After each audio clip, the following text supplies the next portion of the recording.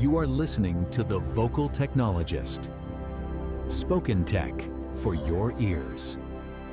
Welcome back to The Vocal Technologist. You know, it's so easy to just get caught up in the day-to-day price swings, right? Bitcoin's hovering around, what, $118,000? Just shy of its all-time high. Very close. Exactly.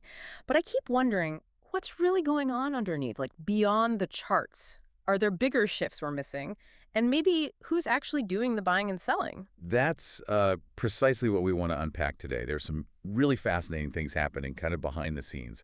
Our goal here is to try and connect these different threads from Bitcoin to stablecoins to Ethereum into a picture that makes sense to see the deeper currents. Okay, let's start with Bitcoin then. Near the record high, consolidating. But you mentioned who's buying. What's the story there? Is it the usual suspects? Well, that's the surprising part. On-chain data is showing this unified accumulation, and it's happening across all wallet sizes. Seriously? All sizes, Yeah. you mean? Yeah, from the retail shrimps, people with less than one Bitcoin, all the way up to the massive institutional whales holding over 10,000 BTC. They're all aggressively buying.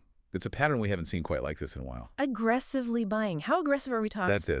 So small to medium holders alone, they're snapping up something like 19,300 Bitcoin a month. Okay. But only about 13,400 BTC are being newly mined each month. Wait, so more Bitcoin is being bought by just that group than is even being created? Exactly. Over 100% of new supply absorbed just by them.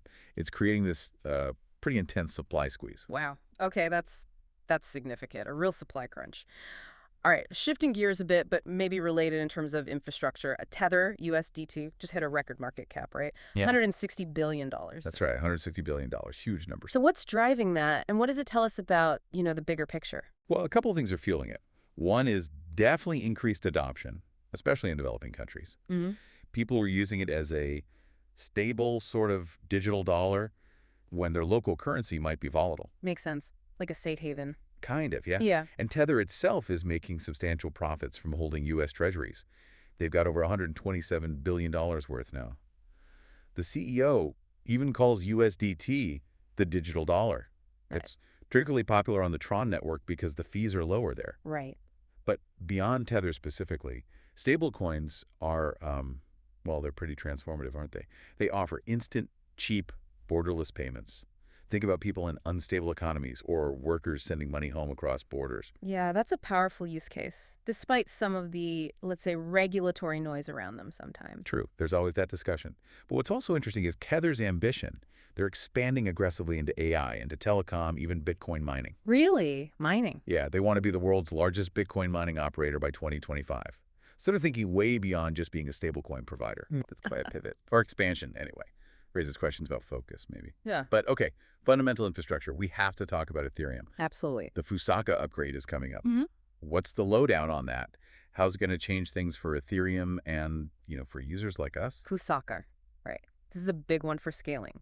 The main goal is to seriously ramp up Ethereum's capacity to handle data, specifically aiming for 48 blobs per block. Blobs. Okay, technical term noted.